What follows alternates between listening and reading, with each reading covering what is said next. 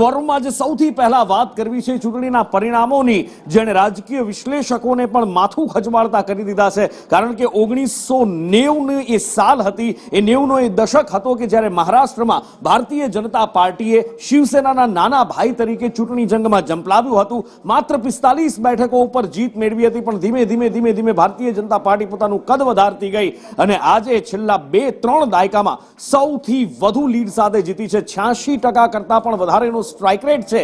149 બેઠકો ઉપર ભારતીય જનતા પાર્ટી અહીંયા ઉતરી હતી મહાયુતિ ગઠબંધનની અંદર અને 130 કરતા વધુ બેઠકો ઉપર અત્યારે ભારતીય જનતા પાર્ટી આગળ ચાલી રહી છે. રાજકીય વિશ્લેષકો પણ માથું ખંજવાળતા થઈ ગયા છે કે આખરે આ થયું તો કેવી રીતે થયું અને દેશભરમાં એની ચર્ચા ચાલી રહી છે.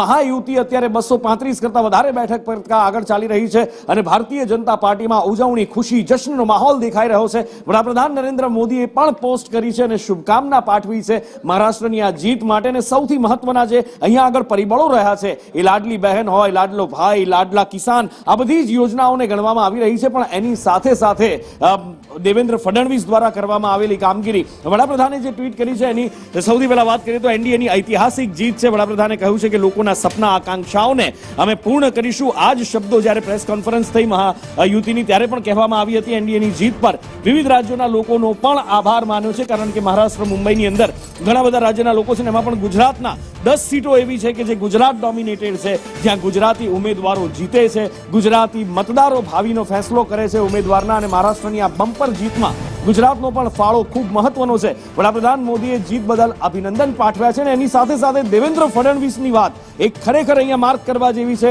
એની ઉપર ગૌર કરવા જેવું છે. દેવેન્દ્ર ફડણવીસે કહ્યું છે કે હું આધુનિક જમાનાનો અભિમન્યુ છું, મને કોઠો ભેદતા આવડે છે, કોઠા યુદ્ધ ભેદી નાખ્યું છે. આ એમનું અત્યારે જે સ્ટેટમેન્ટ છે, આ એમનું નિવેદન અત્યારે ચર્ચાએ ચડ્યું છે.